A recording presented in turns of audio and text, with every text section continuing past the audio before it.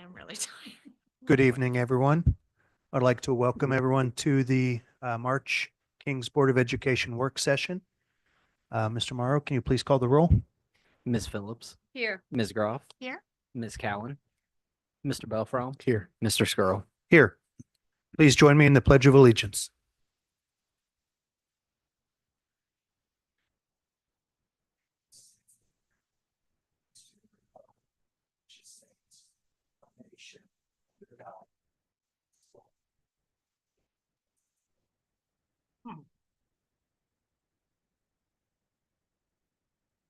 May I have a motion to approve this evening's agenda? I'll make that motion. I'll second the motion. Mr. Morrow? Ms. Groff, Yes. Ms. Phillips, Yes. Ms. Cowan, Yes. Mr. Belfrom, Yes. Mr. Skrull. Yes.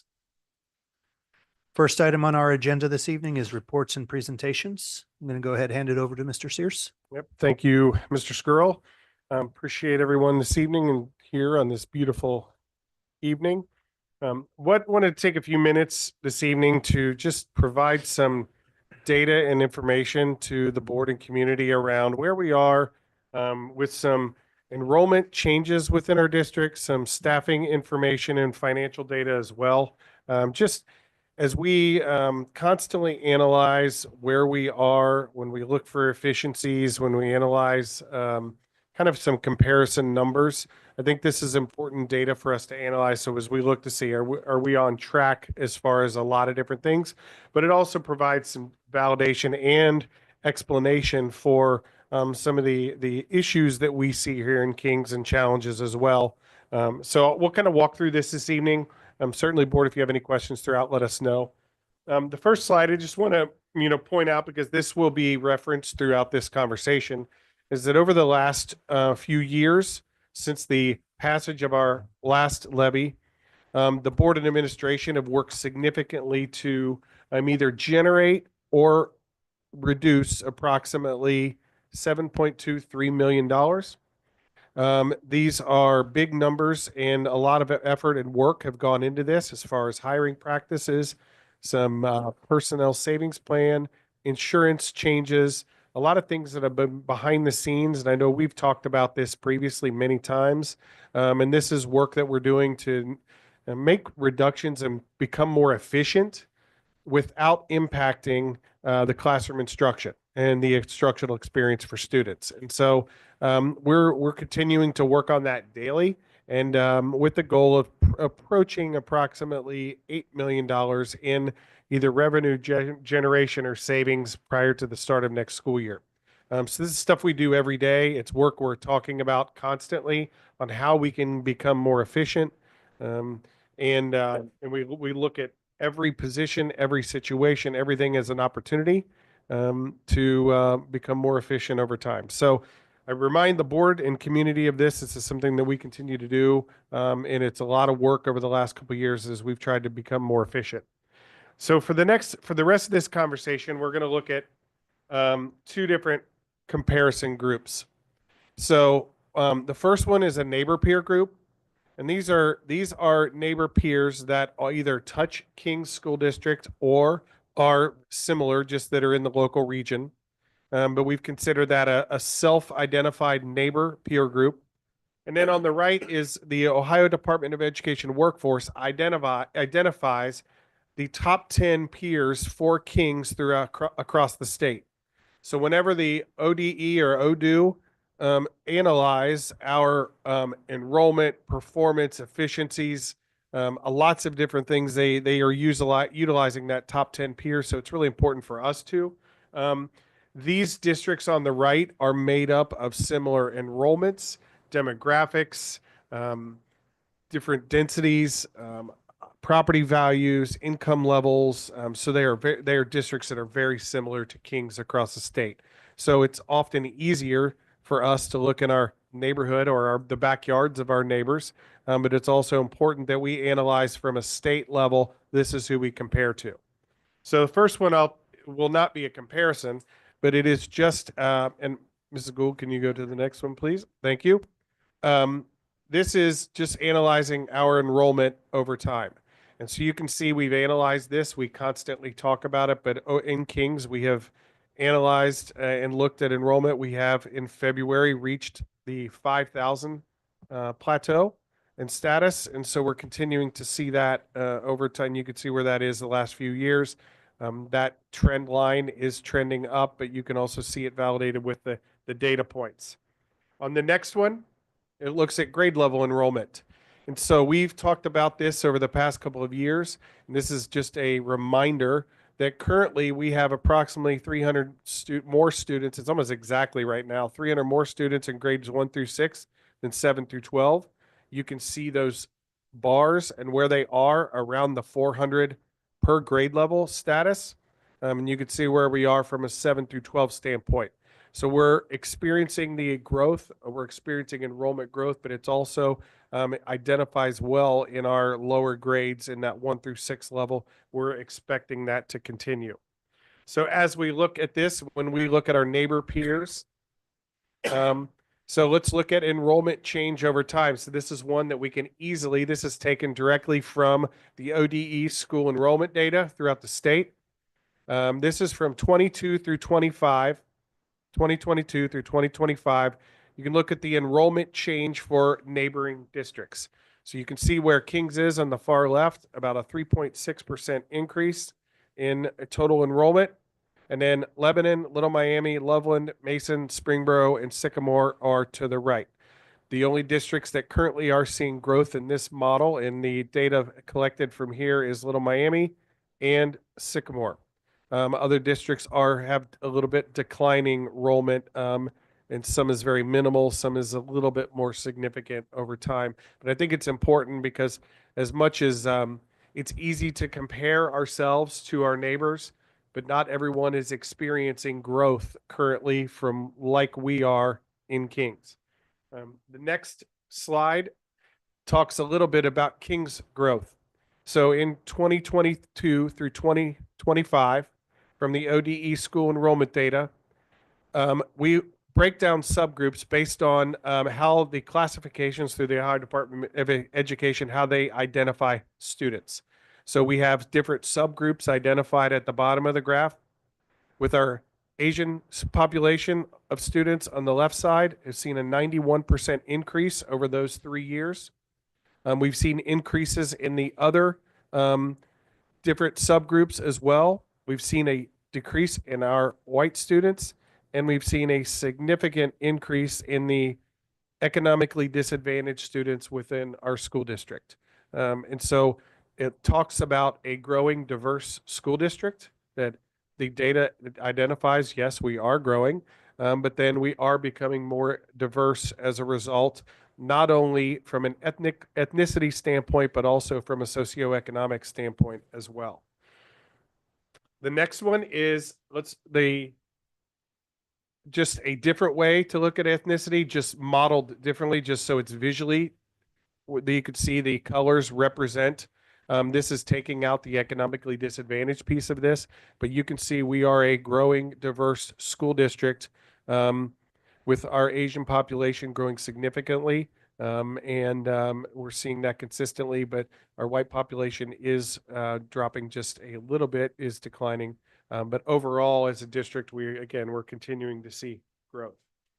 The next one is enrollment. This is our demographics. If we're identifying from 2020 through 2024, just in Kings, the percentage of economically disadvantaged students, the percentage of students that are identified with a disability, and the orange is the percentage of students with limited English proficiency. So this goes through 2024. So if you start in 2020, you can see that our gray bar of our economically disadvantaged students are approximately 15% of our population, to where they are now in 2024 is almost a 26% of our population. In the brown, you will see our students that are identified with a disability is about 13.5%. We've seen a little bit slower growth in this area, which we've identified in some of our recent discussions as well, that we're approximately 15.5% of our students are identified with a disability. And then in the orange is the percentage of students with limited English proficiency. So these are students that speak other languages in the home or come to Kings with very limited English. They're identified ELL students for us. You can see we've seen explosive growth from 2020. Only 3% of our students were identified as limited English proficiency to when this data was taken, it was pulled off. It was based on 2024, which is almost 10%.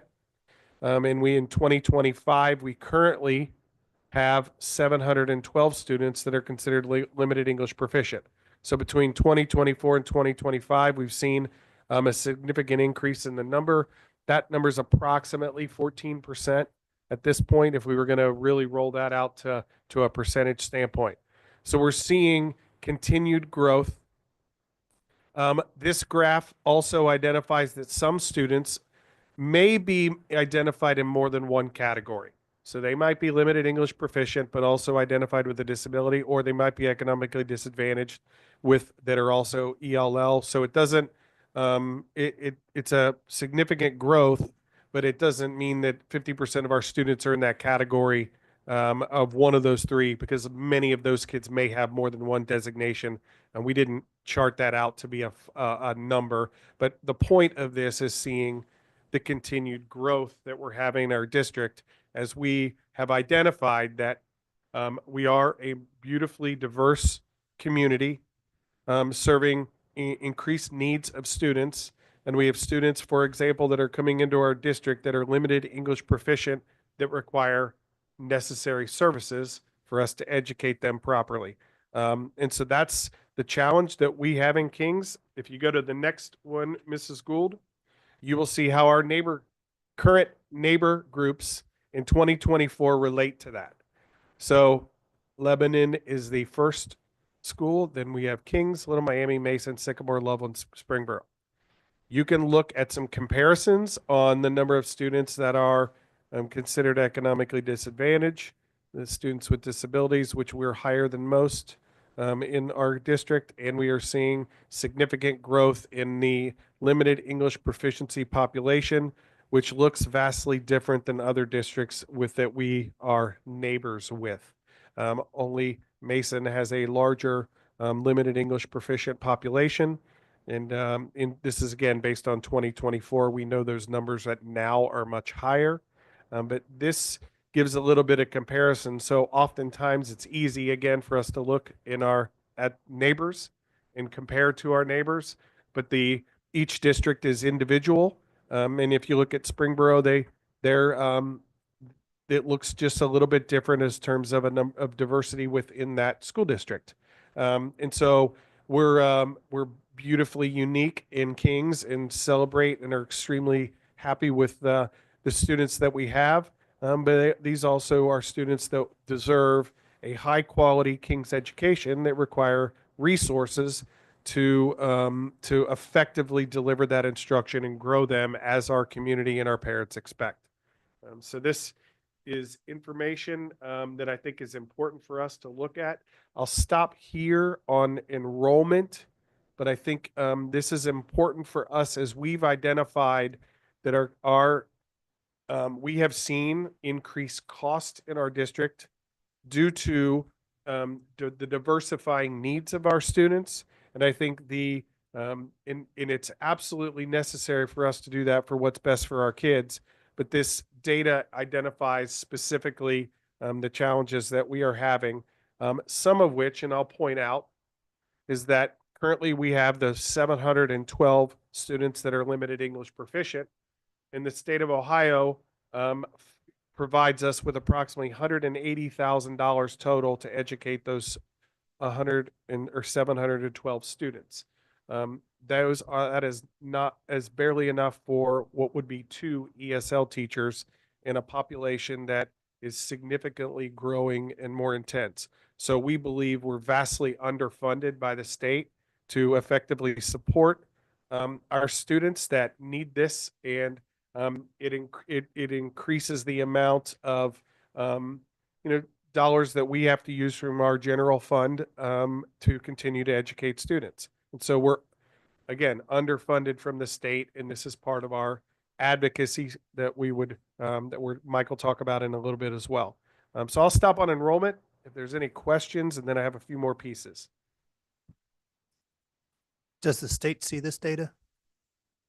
Yes, this is taken straight from the CUP report, which is a state report. It's generated. These are all, everything I took is external. So the state has access to all of this information. Yes. So they see it and choose to do nothing. I think our formula right now, it doesn't benefit us because, Mike will probably say it a little better and a little differently than me, but, Kings is considered a high wealth district because we have high income levels. Our property values continue to increase and the state views us as a locally funded school district. That basically says that, we believe we're going to use our resources based on the formula other places, and Kings is locally can support the needs of our kids, and which puts a burden on our community. Right. I don't know if you want to say that differently, Mike. More treasury. Pretty much nailed it. Thank you. Even with the increase in economically disadvantaged students, that formula doesn't change because of that extraordinary high increase. It's its own separate category of funding. And this year we received less than $100,000 to help support those students from the state. So they basically pull it out as their own line for they call it DPIA, which is basically helping economically disadvantaged students. And we got less than 100,000 this year. Question for you, is there, like a bullet point list of things that I don't know how to say this, things that we do to help those students learn that we pay extra for? Is there a list of those items so we kind of understand, like a typical ESL kit, like how, like what even technology would they need in order to have more translating abilities, and how much does that technology cost? Is there any sort of data or a list? Yeah, I think we can get that to be. Yeah. Dana, if you want to answer that, or I think we have to look at everything's a little bit different. And Sure. every language is a little bit different, but yes, we can get you in general idea. I could rattle off about 5 things off the top of my head, just thinking through it. But we'll provide the board with something a Okay. little more Not comprehensive. broken down and per com- kid, but just an idea Yeah, of the yeah. types of things Yeah, that, like reading teachers and tutors and English second language teachers and technology tools, just rattling interpreters. Mhm. And that depends on grade level too.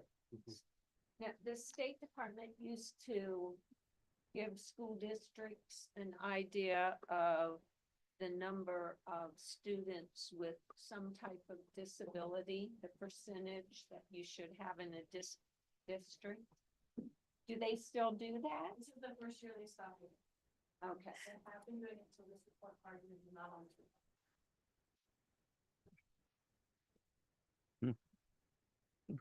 so I think good. So based on the fact they give more money to students in Mason and Kings, are you saying that the state sees Kings as being higher wealth than Mason? No, there's some historical context into that as well. So for example, or actually for a reason, Mason used to get a substantial amount of local money from personal property tax. And so it's property on or taxes on business property like machines, for example. And they phased that out. And the state basically gave money to replace that funding. And then that funding from the states just kind of carried forward throughout history. So it's hard to compare apples to apples today of amounts that you get from the state because you have something that happened in the early mid 2000s that is still affecting state funding today.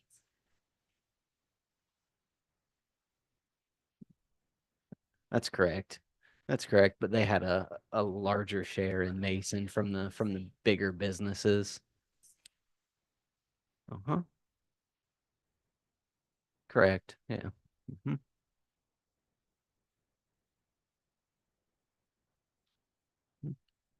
one more question. Hmm? Per pupil state funding, do you have that broken down by our neighbors? We'll see it here in a few minutes. Gotcha. Yeah, you're going to see exactly that. You're, One step ahead, sorry. no, that's what we like. So we'll, the next section I want to talk about is a little bit of staffing. One of the things we continually analyze is how efficient are we? Are we in line with other districts? So what, pulled some quick data recently, just again from the ODE. This is based on 2023. It's not updated for the last year or so. But when you look at staffing ratios, so if you look at the total number of staff we have in our district and we compare that to our neighbor peers, you could see where the average is there, but you can see we're very in line, if not have higher ratios than many of the districts that are around us. And when you're looking at that number of staff and students, that's a considerable number each little decimal point. So from a peer, all staff neighbor peer group, we perform a little bit higher. So now the next one goes into our ODU peer group, those top 10, the school districts that are near us as far as the state analysis. You could see our staffing ratios are higher than all the other districts that we're compared to across the state. What that speaks to us is that we run fairly efficient, comparatively speaking. Our ratios are higher. We are lean in many areas as far as staffing goes. This is a number that we're continually to analyze how we compare. I think it would, if it was the lower the number, the more staff per students we have. The higher the number, the less staff per students we have. And so this comparison allows us to look across the state and say that we're running at a fairly efficient level here in Kings compared to our statewide peers and our neighbor peer group. The next one I just pulled out, just quickly, a lot of times we look at the counseling ratios often come up across the state or the districts. You can see in Kings, our ratios for the counseling staff we have in our district this is basically our average caseloads. For Kings is 447. And you could see that we compare favorably to where other districts are as far as the number of counselors per student. So that can be looked at a few different ways, but it's also from an efficiency standpoint, we are maxed out about as high as we could go as far as where we want to be to support our students through the counseling perspective, but we are certainly not overstaffed in that area. The next one I want to look at is administrators. This always draws question is how many administrators Kings has. And we have too many or extra, or there's question about what that looks like. So in our administrator ODU peer group, you could see our highlighted as where we are. We are certainly in line or above most of our peers across the state. There are some that are significantly higher ratios. But as far as across the state overall, we are in line or higher than most as far as those administrative ratios per student. If you look at our neighbor peer group, it's oftentimes let's look across where we are from our neighbors. Again, we're very in line with where our neighbors are as well. You could see some look a little different on both ends of the spectrum, but by and large, we are right down the middle on comparing where we are as far as number of administrators per student on that ratio base. So let's move into cost per pupil. So if we look at the overall per pupil expenditures based on the ODU top 10, our peers across the state, that's that same group that you've seen throughout this entire presentation. We've highlighted where Kings, we are significantly below the average of those top 10 groups and fall towards the bottom as far as the overall cost per pupil. Again, this is taken from the CUP report. This is formalized statewide data. It's not something that Mr. Morrow and I create. We have access to can pull this off, but you could see where we perform. Most of this is going to be comparing to the state. I will put in our overall cost per pupil. The next one, Dawn, please, is our neighbor group. So you can see where we in Kings land compared to our neighbors. So we are basically on the average, with about $100, a little over $100 on the average, compared to our neighbors. I think it's important to look as well as around some of the enrollment data that we showed earlier.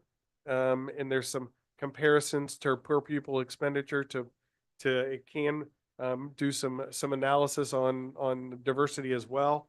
But you will see where we are from a per pupil and neighbor. We are at that average of just those folks that touch us or similar. The next one is administrative costs per pupil.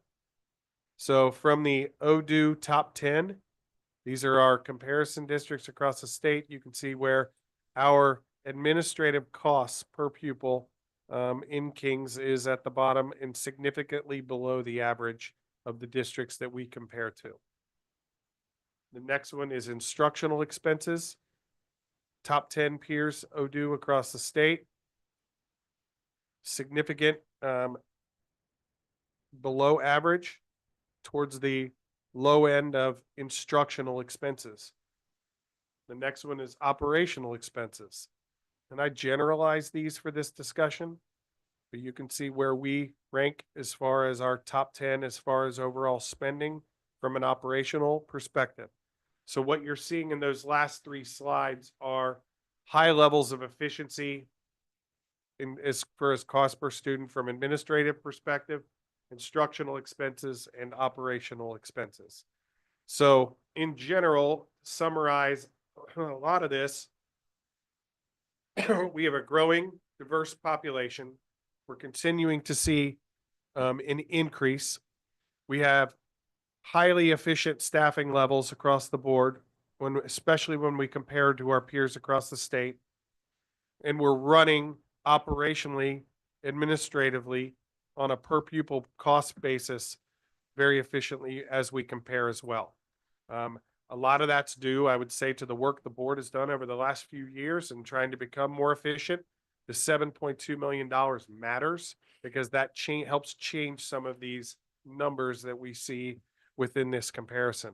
And so when we start to look at a lot of the things, there's in any analysis you do, there's not a lot that stands out here that says we can continue to tap into to increase the efficiencies that we have in our district.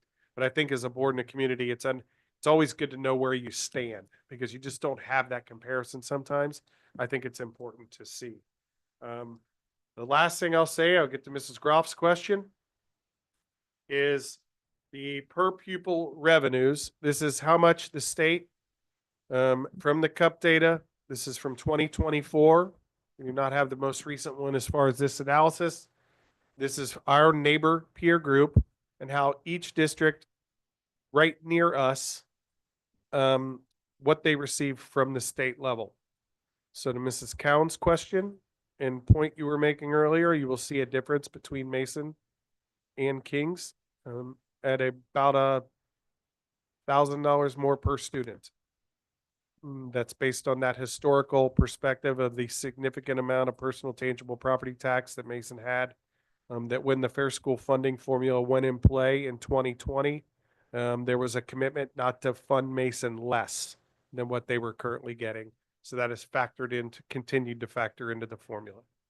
But you could see what that looks like, and how when we say Kings is a locally funded school district, the state of Ohio looks at our formula in comparison. It says we have the means in our community through our property values and our income levels that our community will need to continue to support the school district.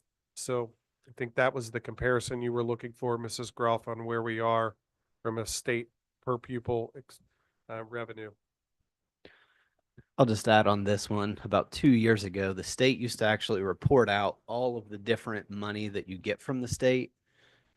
And the board, you may remember, I remember pretty vividly, but when we looked at just what we were getting in the base state funding through our foundation payments, it was a lot more stark than this difference between us and other districts.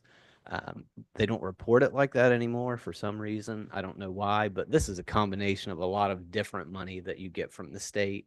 But if you took this and just applied more of a pure pupil foundation like they did a couple years ago. I'd be curious to see what it looked like, because it was drastic. We were like how Sycamore was at the bottom compared to everybody else when we looked at that piece of it. But for whatever reason, it went away. And we always try to source the information from like this CUP report that ODE puts out. So it's kind of unfortunate that we can't see it like that anymore. But it was stark and very troubling to see it in the other manner, whereas this makes it look a little bit closer than it maybe should. Just speculating. So Don, if you could go to the next slide. We talked about enrollment at the very beginning of how we're still a growing district in a world where schools are continuing to lose enrollment across the state. I wanted to chart out kind of what the money from the state that we're actually getting is. So you can look at it per pupil or on the kind of aggregate like this is, and we're getting more kids and they're actually taking funding away from us.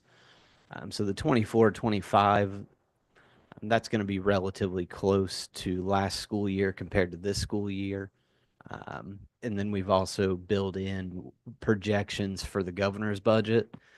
So if Governor DeWine's budget came through as he proposed it, we would see a pretty substantial drop of, almost $1 million year over year as we continue to grow and we continue to have expenses grow for the needs of our students.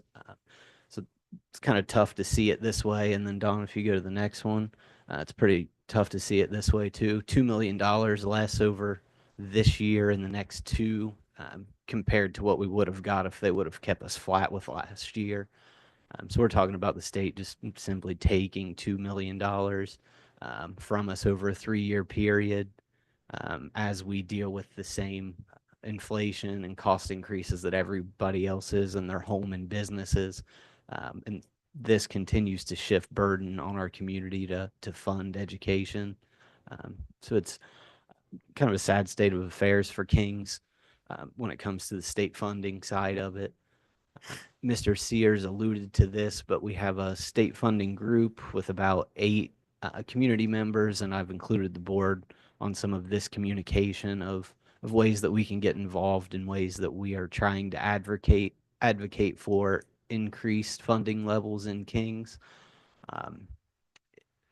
We can't put expectations too high and that we're going to completely kind of break the system and get huge increases in Kings, because the reality is at the state level, the pie's the pie. And if they give more money to us, they got to take it from somewhere else. But we need to fight for some level of increases in certain items, such as don't take money from us, especially if we're continuing to grow. I mean, it sounds relatively simple, but really, we're getting more kids, we're getting more diverse. We need all the funding. Also, another big push is for categorical funding. So this is money to help with our diversity, especially in the English second language and the special education population.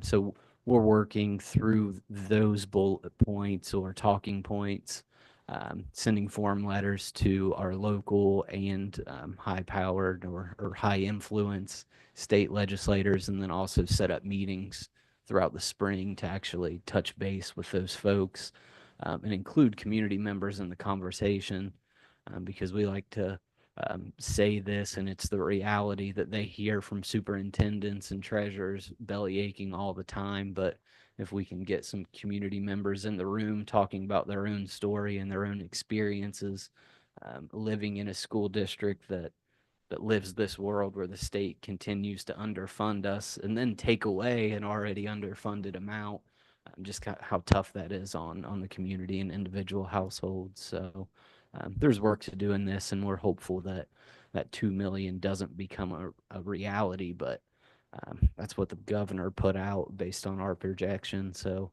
we don't have a great starting point. We're fighting an uphill battle. Are any of our peer schools seeing potential $2 million decreases? We're looking at decreases for the most part in the county, especially because they're going to change that guarantee amount where currently the state says we're not going to give you any less than we gave you in 2020.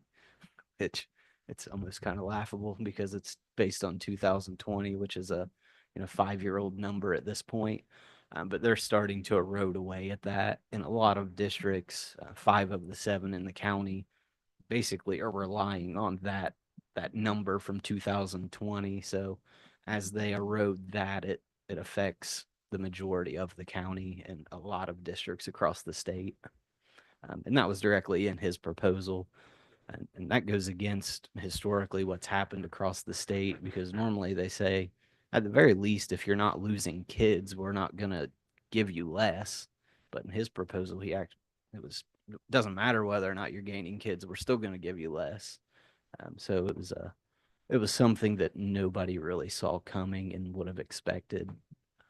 So, as I said, uphill battle, but there's a team of schools in Warren County, everybody who's working on these similar bullet points to try to send the message to the state that how damaging it is when they enact things like this. So.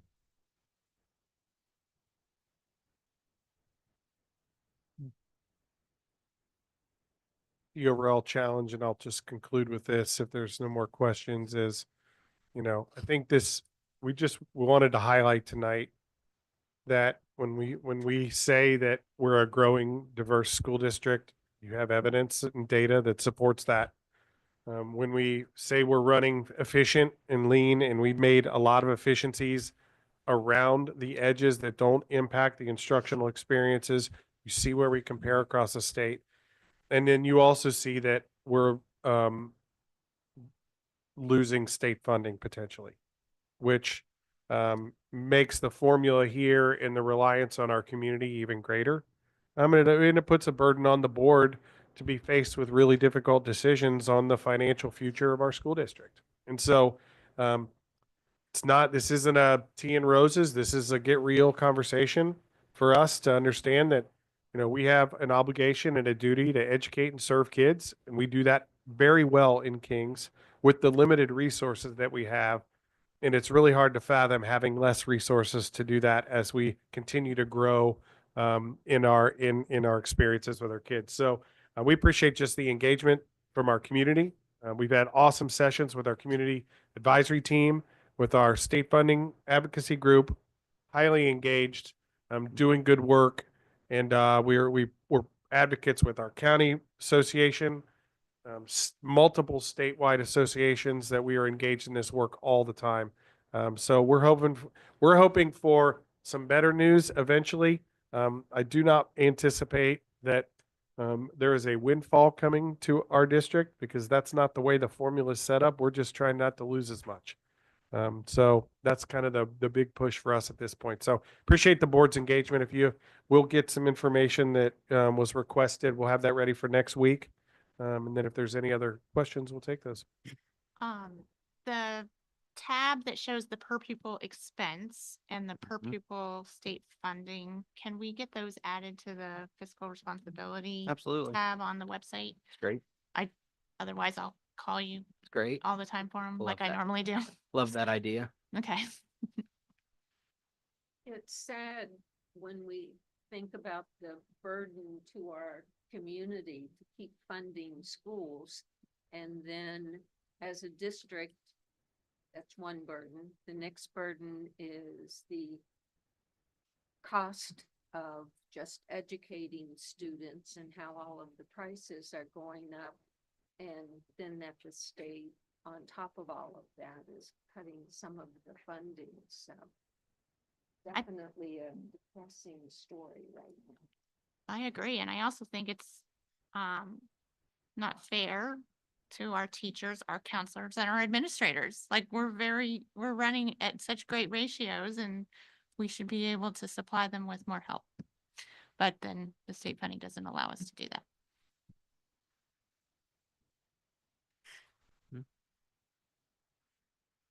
Any other questions or comments from the board? Thank you, Mr. Sears and Mr. Morrow, for that presentation. Moving to our next agenda item, we have discussion items for the treasurer. Mr. Morrow? Thank you.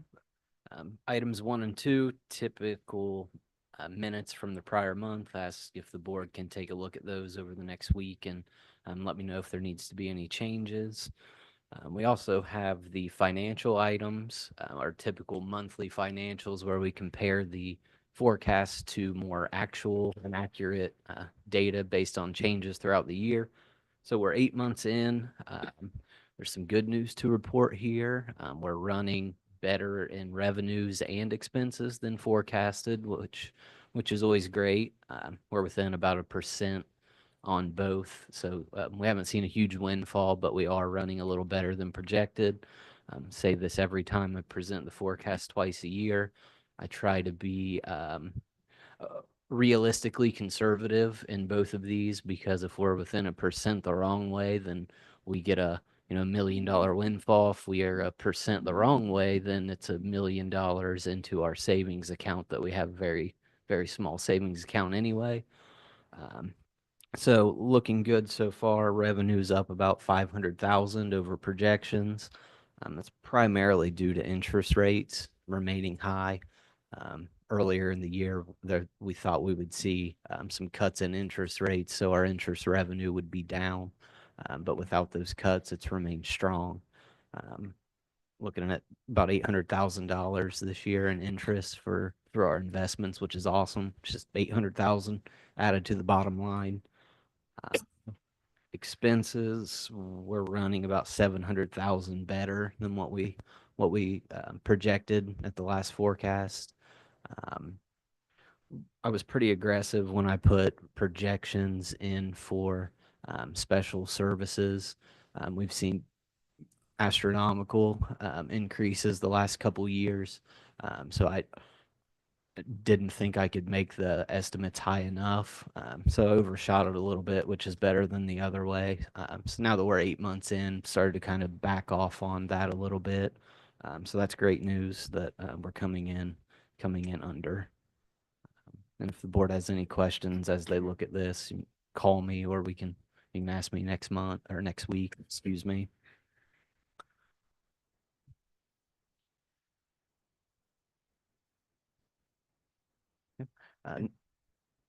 Any questions for Mr. Morrow?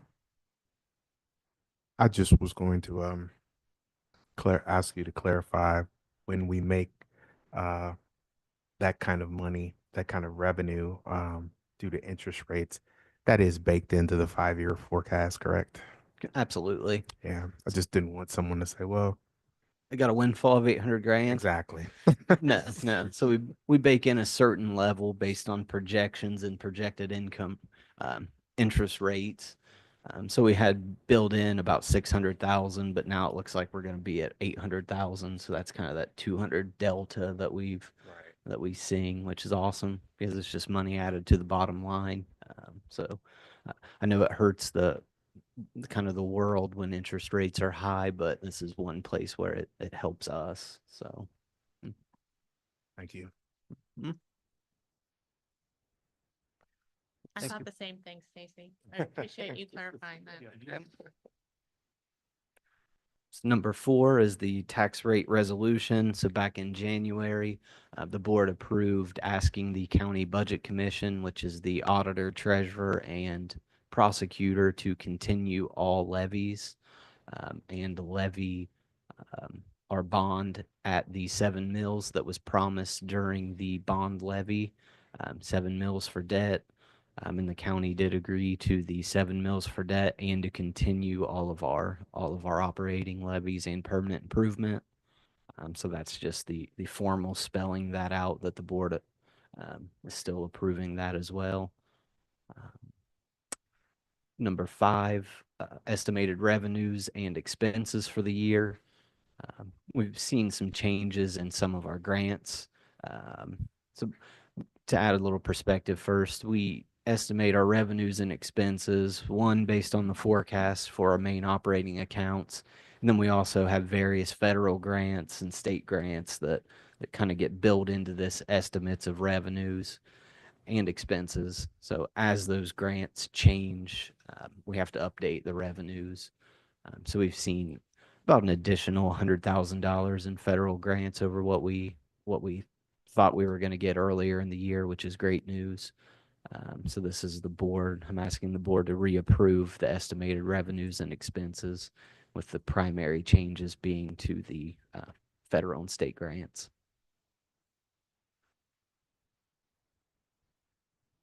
Number 6, this is related to IRS compliance with our debt and note issuance. So this is me asking the board to contract with our bond counsel, Dinsmore, to provide compliance calculations for our $100 million note and 24 million or bond and $24 million notes. So basically, the IRS says you can't earn more interest on money you have sitting in the bank than what you're paying in interest as a nonprofit, non-taxable debt issuance. So this is paying them to calculate that so we can report to the IRS. It's on a daily basis, so you have to be basically a bond tax expert to be able to do this. So this is Dinsmore's great. We have a high level of confidence in them, and they do this for a living. So So that works a little differently than myself as an individual. I get to collect all of the interest. But Absolutely. we're kind of capped or cut off. we're capped. That's absolutely right. So every year you have to do a calculation to see how did you make more interest than what you're paying? Because if so, you need to know that so you're not potentially spending any of that interest when you can't keep it. You got to give it to the government. And that's because it's tax exempt debt. So they aren't going to let you earn a bunch of interest over what you're paying. So, but yes, you're right.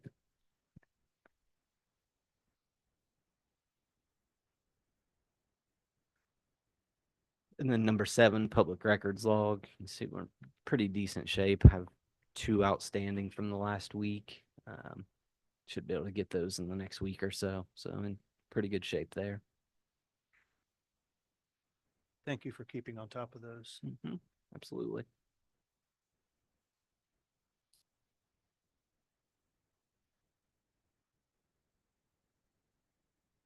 Anything else for Mr. Morrow? Thank you. Thank you. Next item on our agenda, we have our discussion items for the superintendent. Mr. Sears? Yep, 2 things tonight. I'm gonna start with number 2 first. These are 2 field trips, out of town trips for next school year. So we've got some overachieving folks that are doing a great job getting these in early. First one is the chamber choir in 2026 going to Carnegie Hall in New York. And then the junior high traditional 8th grade trip to Washington DC in October of next year. So next week we'll ask you to approve both of those, but those are for a year from now. So we like it when they're proactive.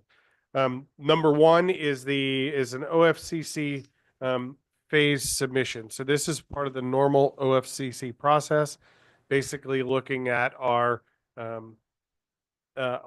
schematic design phase of the high school project, and a resolution to kind of approve the work that's been done. I'm going to lob it to Mr. Lucky for a little bit additional explanation and any questions that you might have. So like Mr. Sears said, this is one of those milestone moments as we move from schematic design into design development. Just to give you a little update, we're getting closer to wrapping up the DD phase, getting into that next stage of budgeting. So HGC will go through and give us our next swipe.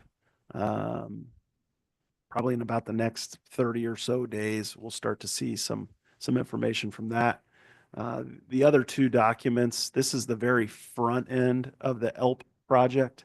So there's lots of more moving parts and pieces to those sheets as we continue to move forward with the locally funded initiative, those LFIs, and those partnered dollars and cents. We talked, feels like 100 years ago, about starting this ELP and locking into that 26%. So the items in our projects right now that meet those criteria will get that coupon or that check at that time for that 26% of what is matched. So very open-ended. You never know when you're going to get it, but we are banking those credits for when that time is to come and our number is called. So again, milestone moment says, hey, you're going into DD. We're in DD. Once we come out of DD, there's more layers to this, and those numbers will tweak as the design is more fine-tuned. Our architects are working really hard right now for that to get us to that permitting phase so that we can break ground and this thing moves at a pace that it's going to be very exciting over there. You're all kind of seeing with some things I'm sharing with you, the pictures at Columbia, multiply that by 100 at a time. So it's very exciting times coming on that site. So any questions about the ELP and where we are? It's a little early in the process, but these will continue to morph as we get tighter on the design. Are we tracking towards that 26%? You think? We will get 26%. We will. It's of what number is where it lands. So, Okay. if 50% of the total budget, you'll get 26% of that. So Got it. there's a few things that OFCC doesn't fund, and an auditorium is one of them. Just certain things, but the requirements we're meeting at the classroom level with the square footage per classroom requirement, a good chunk of this building will qualify for that 26%. Yeah, the architects are following the Ohio School Design Manual. It's designed to, here's the playbook. Here's what the components, and then as much as we design to those components, we're going to build credit for that. So we're trending fairly well on having a pretty high percentage of this project being compliant. Good. So we won't know exactly till a little later, but we're close. One other construction just update. I know we put out some a external video of our high school recently, the new high school. That video in itself was designed and put in place to debut at the Kings Athletic Booster Night to Remember event, which was Saturday night, which is an incredible event. So the audience for that was more of our booster groups. So it had that kind of that feel of the overview in the athletic complex, but then it did dip into the arena. That target audience there is typically your athletic booster group that may have access to that. And just to clarify, we don't have any imaging of the theater or any other internal area. They race Saturday morning to get us a visual of the arena with some preliminary colors put in there. So that was something that was done last minute. We still have yet to see any imagery inside. SHP has, over the course of the last month, has had 26 staff meetings with teachers to identify, and probably 100 emails back and forth from those staff members to our architects around different things. And we feel right now our team is working to sign off on the designs at this point. And so we spent a considerable time today. We're coming back tomorrow. It's a milestone moment, as Matt mentions, for us.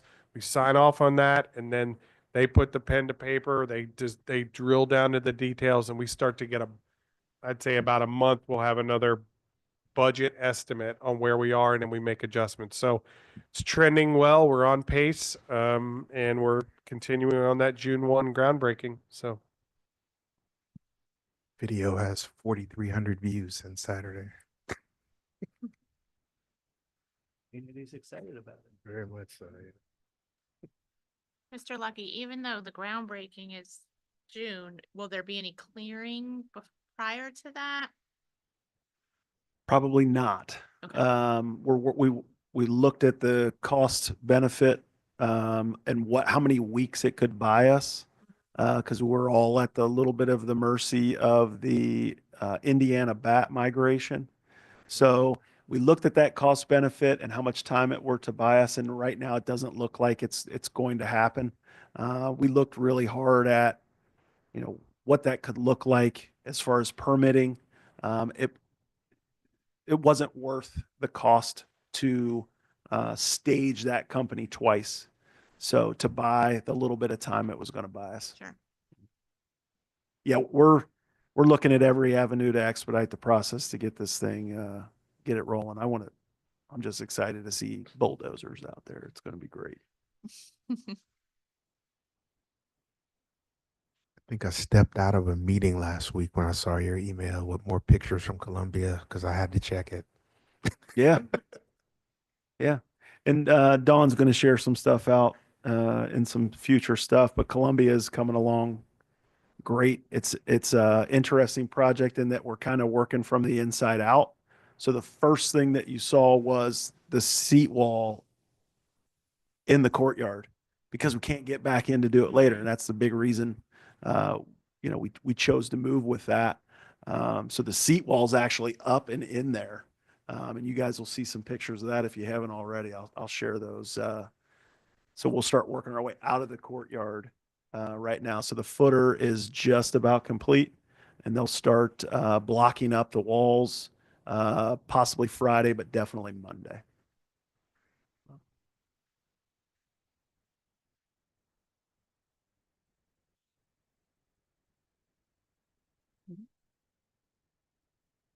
Anything else for Mr. Sears? No. All right, next we have discussion items, Assistant Superintendent HR Business.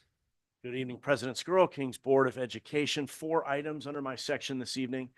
First up, our personnel agenda, beginning with staff resignations, staff miscellaneous items, supplementals and stipends. I would like to point out that these are dominated by our Columbia Intermediate School. Our parent-teacher organization funds a number of clubs and activities after school, so we thank them for that support. And then temporary employment. You'll see a number of summer childcare leads, summer childcare aides. As of today, we believe we are in a strong position from a staffing standpoint as we continue preparing for summer camp. So excited to share that with you tonight. Happy to entertain any questions relative to personnel agenda. I had a question. Sure. I'm trying to find it now. Of course, when I want to know. I'll come back. Don't wait. I'll ask you in a Okay. minute. Okay. Second item, board policies, first reading. As I've mentioned previously, every quarter I have an opportunity to sit with our Neola representative, Dr. Norm Burkhart, to review all of the policy updates that are brought forth by Neola and the state, bringing along members of our central administrative team as necessary. This particular update has 28 policies attached to it, 4 of which are new. The other 24 are revisions dating back to 2003. Those 4 new policies. Policy 1422.01 prohibits administrators from using, possessing, or distributing drugs or alcohol on district property. Violations, of course, subject to disciplinary action. Policy 2265 ensures a school and work environment where employees, students, or applicants are not required to adopt specific political beliefs while maintaining compliance with laws and academic standards. Policy 5780.01 recognizes parents' rights to be involved in their child's education, review materials, opt out of certain content, and be informed about significant changes in services. It also establishes a process for addressing concerns.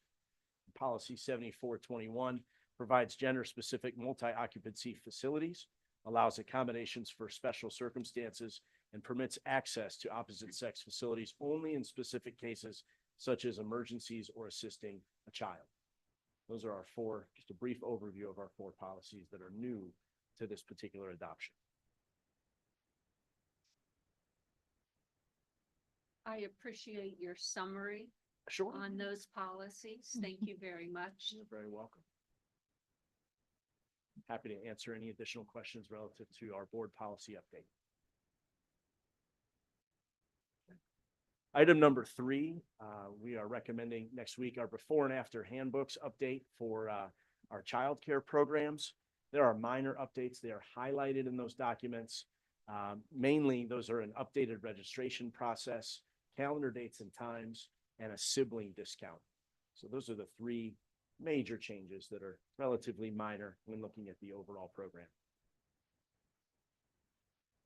And then finally, relative to that, our summer camp pay rates. So in an effort to continue to be fiscally responsible, we are proposing a shift from our current column and step scale for summer camp employee compensation to a flat rate for each position. This change will help us budget more effectively, ensure consistency in pay, streamline financial planning, and stay competitive with area-wide summer camp programming. We are very much looking forward to this year's summer camp.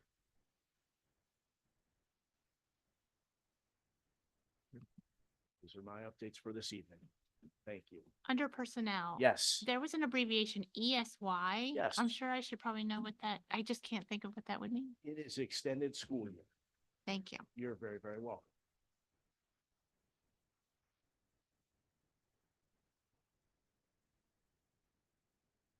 Any other questions for Mr. Spinner? Shout out to the firecrackers. Although the performance that's going viral online was in that school in Southern Indiana. I love the firecrackers. Firecrackers appreciate your support. Thank you, Mr. Spinner. Thank you.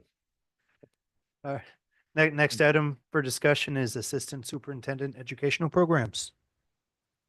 Everyone. So Matt is about to take the presentation over in a minute, but I do want to give a shout out to Matt, the instructional coaches, and all the teachers from South Lab, JF Burns, KME, and Columbia, who have worked all year on looking at an ELA program and piloting it in their classrooms and coming back together. And as a group of probably 20 people, even more than that, 18 teachers that are ready to now talk to you about a recommendation around language arts. So I'm gonna let Matt, I'm not gonna steal any more of Matt's thunder, but they've done a lot of hard work this year to get ready for this. So we're kind of excited about it.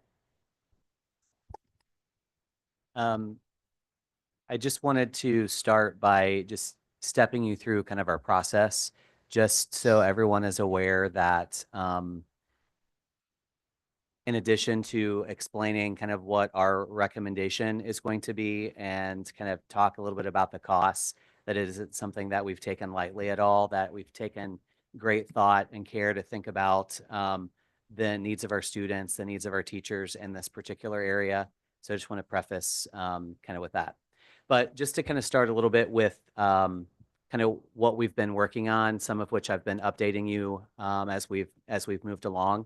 So last year we started a K-12 ELA design team to really create our own vertical alignment document. We did a deep dive into the English language arts standards, really preschool through high school with a group of teachers. So we started kind of with that process, knowing that we had a couple different outcomes based on grade level. So for our grade band 6 through 12, our vertical alignment document was used to develop new curriculum maps that will be ready for implementation next school year. So all this year, Andrea Nichols, one of our instructional coaches for 7-12, has been working with our 6-12 ELA teachers at different points through this school year here at KEC. They've been working really hard to take that vertical alignment document and to kind of retool their curriculum maps, their scope and sequence, and also started looking at materials that they might need to fill in some gaps. Those materials can take the look of digital resources, potential options, or in the future, some required reads that they're kind of grappling with right now that we could talk about later. For K-5, however, there's a different kind of outcome for ELA materials. So the state of Ohio passed a bill last year requiring all districts to adopt a new English language arts curriculum resource from a state-approved list. So knowing that vertical alignment that we were working on this time last year was leading toward a recommendation. So that's kind of where we are.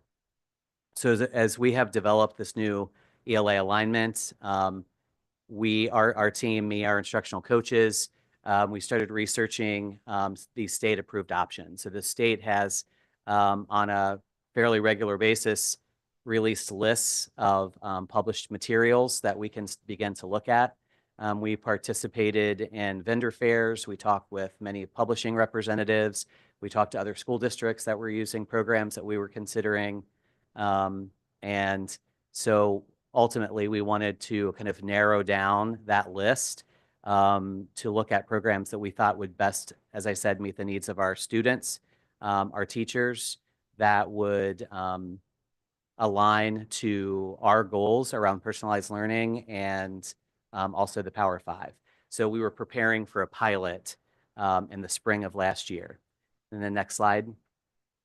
As we were preparing for the pilot in the fall, we used a high quality instructional materials rubric with our K-5 ELA teachers to look at 3 different curriculum resources in ELA that we had landed on. So these just kind of highlight the areas: high quality text materials, evidence-based discussion and writing, and building knowledge. Those were kind of non-negotiables, areas that every program that we looked at was required to include. You've heard me also speak about the science of reading in recent meetings. And so part of the requirement is that all of these resources we are looking at aligned with the principles of the science of reading. In addition, we just have those other bulleted items there, a range of text, meaning that the required reads for students represented different genres: poetry, plays. We had informational text, literary text, etc. That the programs were designed with appropriate questions, tasks, including good assessments, that there were support materials and guidelines for our English learners, for students with disabilities, and also that the materials were accessible, easily accessible for our staff. So we want to make sure that there's a digital component so that teachers aren't carrying large loads of print materials back and forth to home as they're planning. And then, as I mentioned, just space for the development of our district initiatives around the Power Five and personalized learning. So, Question. yes, ma'am. On. Just, I know the importance of the vertical alignment and curriculum math. Can you kind of explain that to anyone that might be listening? Sure. Because during the adoption, I know we always do that. Yeah, sure, absolutely. So when we talk about vertical alignment, we're looking at the standards, in this case, English language arts, at each grade level. So we start looking at kindergarten, and we look at how the expectations in kindergarten blend into first grade, and then how the expectations and content kind of moves forward in a progressive way, so that students are building skills expected in the content area. So the state has a document that does that vertical alignment for you, but it's pretty vague. So what we wanted to do was look at those standards and then talk about what that looks like in the context of a King's classroom. And so our design team worked on those vertical alignments, kind of tried really work to clarify specifics there. And then in PD days this year, we met in vertical teams to review that with all of the staff. So all of our staff has now had an opportunity, K-5, to review these standards. And curriculum math. Yeah, curriculum maps for 612 are essentially the guidelines of what is taught and when as you progress through the school year. We want to make sure that students are exposed to the standards. It's also a guideline for our teachers to know when we provide assessments and when we're using certain materials. Another way to, Matt's dead on with all that, and appreciate all your work on that. Another way to say that is that the vertical alignment is really important because the standards are set up in a way that you introduce a standard in one grade level, but you don't really assess it until 2 grade levels later.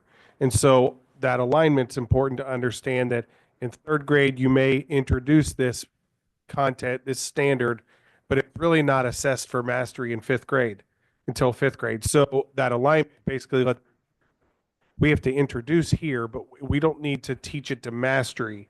And so that's required later when they're assessed. So that alignment's important to ensure continuity, but it also allows our teachers to make sure we're focusing on the right standards at the right grade levels.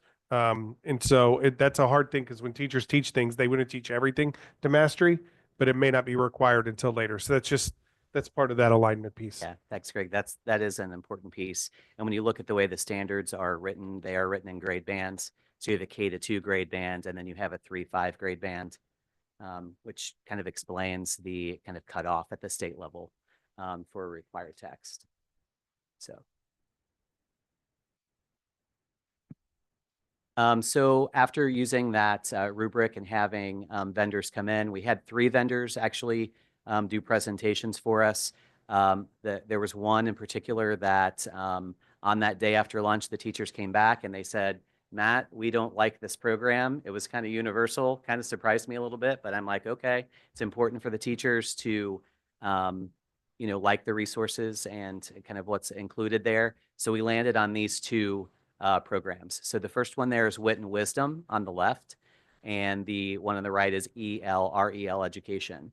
So the programs really are very similar. When you look at both of these programs have very heavy opportunities for students to engage in writing, which is in contrast to a lot of what we're doing now. Our students, our teachers will tell you, don't do nearly enough writing. So both of these programs kind of are going to help us in that regard. They also provide lots of opportunities for students to engage multiple times in text. So it's very common now that students will read a book one time. These programs are designed such that students go back to that same text multiple times for different reasons. So I was in a classroom last week, actually, and it was a first grade classroom, and they were reading. The teacher did a great job of kind of introducing it. She talked about the word famous. They were talking about, let's talk about this vocabulary word famous. What's it mean? Well, they were reading Green Eggs and Ham by Dr. Seuss was the book. All of those students have heard that story before in the classroom. They read that entire story. The teacher read it out loud. You know that story. It's repetitive and fairly long, but the kids loved it. But after that, as part of the lesson in kind of a paired situation with the student, each student with their partner dug back into that text for another purpose to answer a question. So that's just one day. They were going to look at that same book 3 or 4 more times. So really opportunity to do some close reading, and again, for specific purposes, leading up toward answering an essential question for that unit. So both of these programs are divided into 8-week modules. So over the course of a school year, students will kind of experience 4 modules. And both of these programs around different topics that are content related. So science and social studies content used to help develop these skills. Wit and Wisdom's kind of focus is writing to learn and learning to write. EL Education, their tagline there was read, think, talk, write. So you can kind of see some similarities there. When students are engaged in writing activities, they're working to make their thinking visible.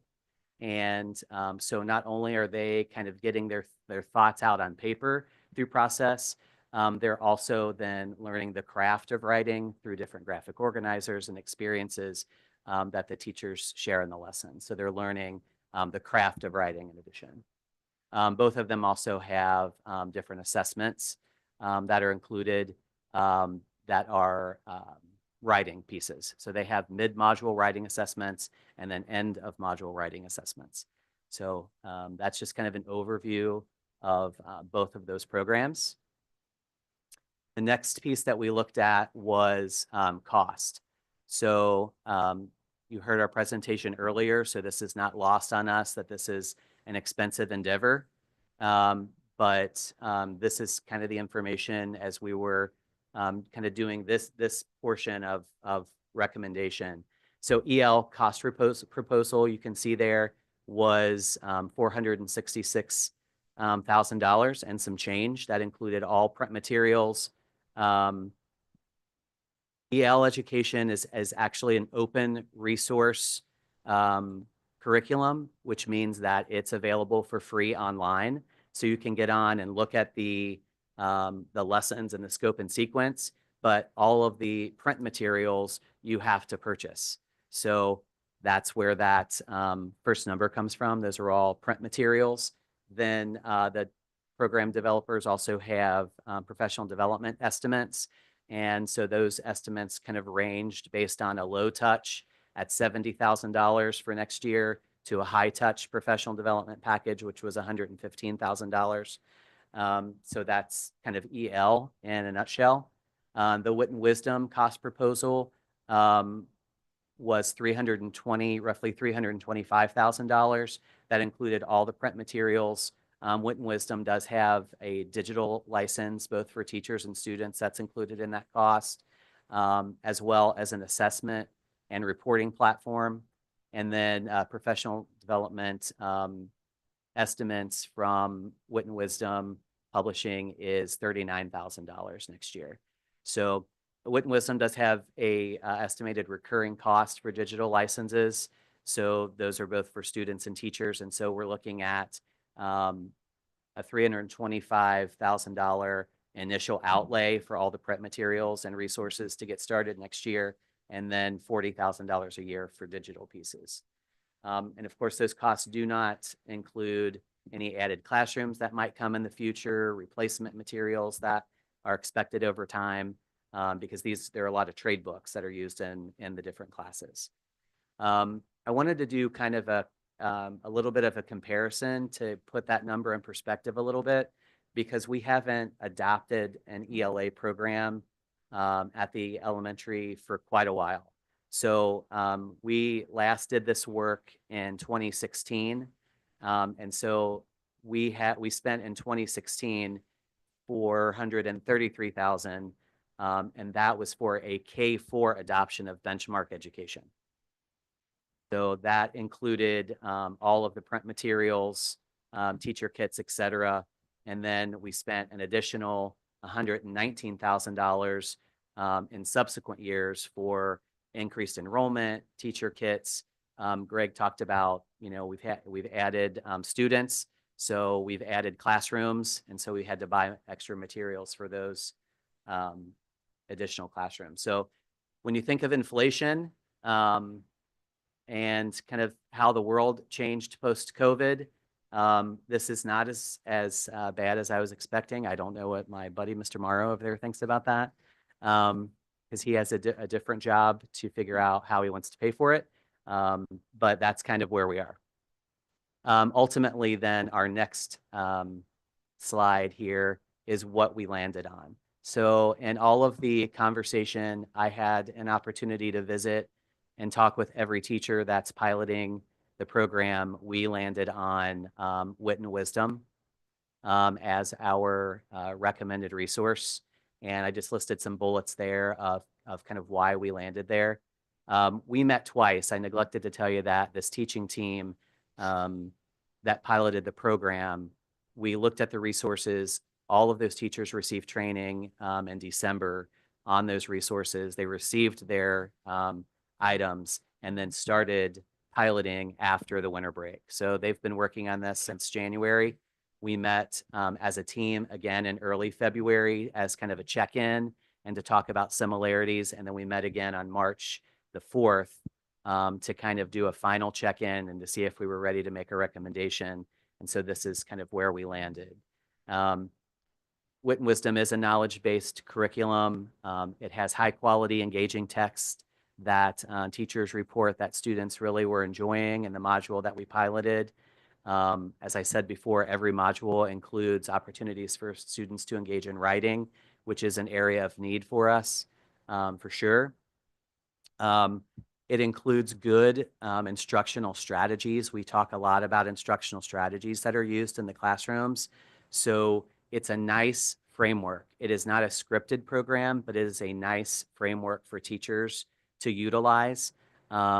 Even specifically, I was in a 4th grade classroom over at JF Burns, and the students were doing a discussion, and in the teacher resources, there were some guiding questions. Your students, based on the story that you read, will very likely say this. Here is how you can respond to get them to think in a little different way. So it kind of preemptively shares through the design some predicted ways that students are thinking so that we can kind of push them to meet the objective of that lesson. So the other thing that I like about it is that Wit and Wisdom is a very Power 5 friendly. When we think about communication, when we think about critical thinking and problem solving and collaboration, all of those skills are deeply embedded in this program. And every student is going to be engaged at an appropriate grade level task that's going to help develop those skills. So students will be doing what's called a Socratic seminar in early as kindergarten, which is an opportunity for students to kind of circle up and talk a little bit about a discussion question or a text that they've read or a piece of art that they've looked at.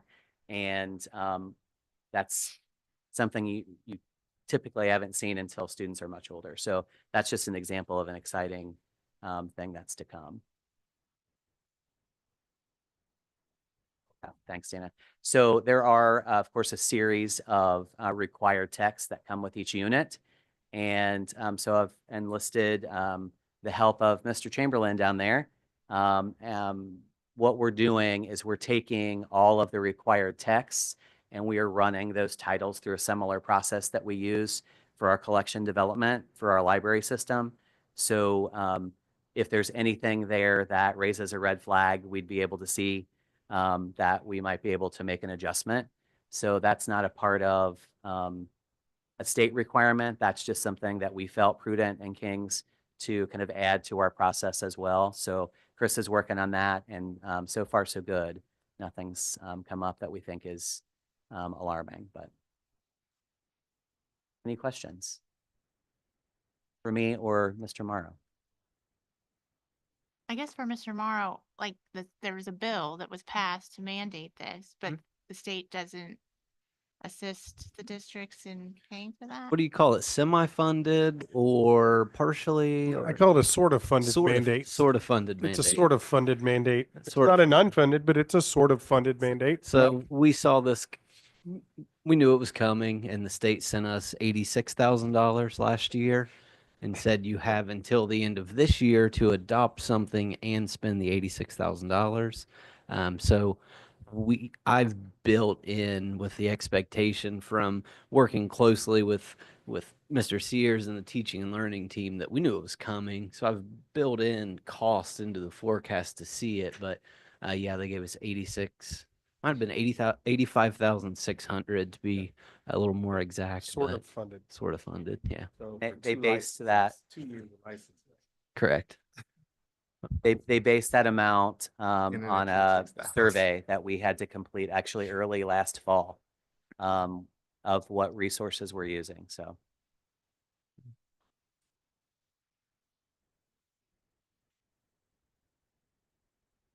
Thank you. other questions or comments? What do the print materials consist of? 'Cause that seems to be the bulk of the upfront cost. Is that, because I know you just talked about staff being able to look at it online. So Yeah. what is that?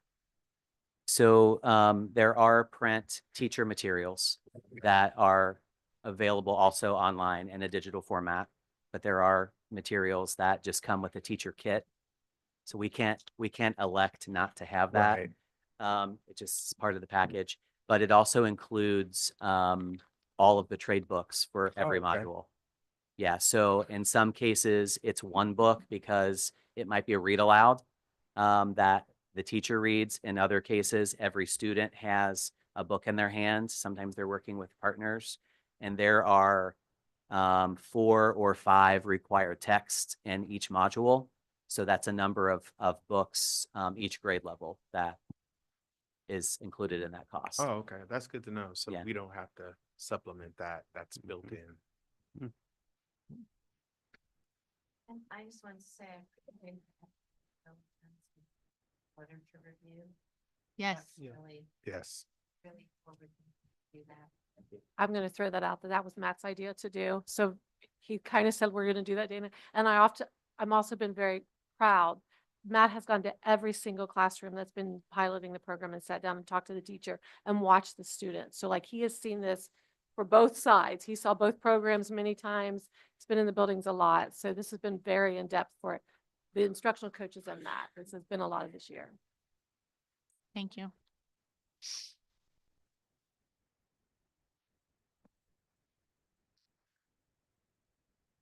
Other questions? That's great.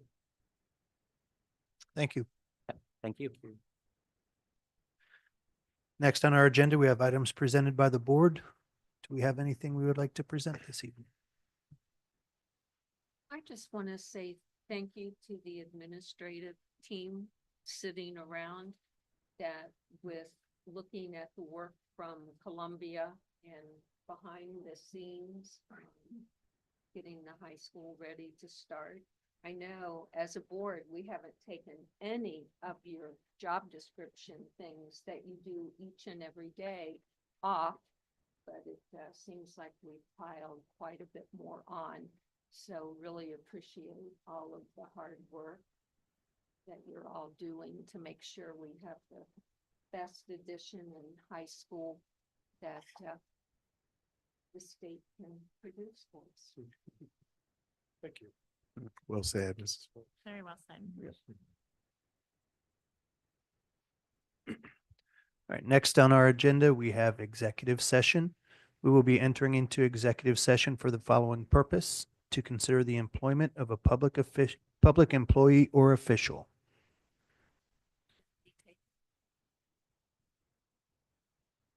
There should not, no action will be taken. You just have to call roll to go in, but. Oh, right, yeah.